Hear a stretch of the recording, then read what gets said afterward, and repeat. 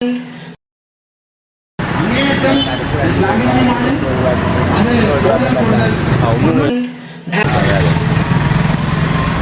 General body യോഗത്തിലാണ് ഈ ടവറിന്റെ വിഷയം കൊണ്ടുവന്നത്. നമുക്കറിയാം, വളരെ ലളിതമായിട്ടൊരു സംഗതി. 1957 മാവൂർ ഗോളിയർ ആൻഡ്സ് ആരംഭിക്കുന്നത്. ഗോളിയർ ആൻഡ്സിന്റെ പൾപ്പ് ഉൽപാദനവും അതുപോലുള്ള കാര്യങ്ങൾ മാത്രവും നമ്മൾ എത്രയോ കാലം പത്രങ്ങളിൽ വായിച്ചിട്ടുണ്ട്.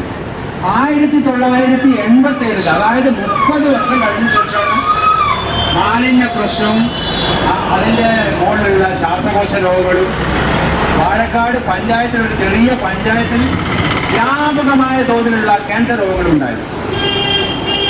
പിന്നെ കാസർഗോഡ് 10-20 കൊല്ലത്തിന് ശേഷമാണ് അതിന്റെ മാരക ഭവിഷ്യത്ത് ജനങ്ങൾ അനുഭവിച്ചിട്ടുള്ളത്. ഇന്ത്യ രാജ്യത്തെ ഈ മൊബൈൽ ടവറുകളെ കുറിച്ച് വ്യാപകമായ പരാതികൾ എല്ലാ ഭാഗത്തുനിന്നുണ്ട്. സുപ്രീം കോടതിയിൽ ഉൾപ്പെടെ, മജിസ്ട്രേറ്റ് കോടതിയിൽ ഉൾപ്പെടെ, ഹൈക്കോടതി പരാമർശിക്കപ്പെട്ടു. പലരും പരാമർശിച്ചു. കഴിഞ്ഞ 2.5 വർഷത്തിനിടയിൽ നടക്കാവ് ഭാഗത്ത് 5 പേരാണ് റോഡ് അപകടത്തിൽ മരിച്ചത്. 5 പേരാണ്. ADGP, police ADGP Shankar Reddy പറഞ്ഞിട്ടുള്ളത്, നടക്കാവ് നിവാസികളെ ആയുസിന്റെ ബലം കൊണ്ടാണ് ജീവിച്ചിരിക്കുന്നത്.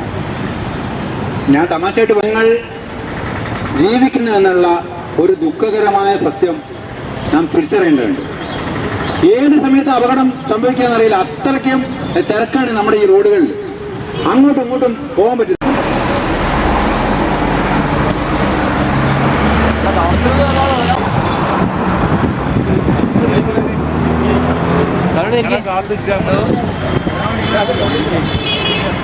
അല്ല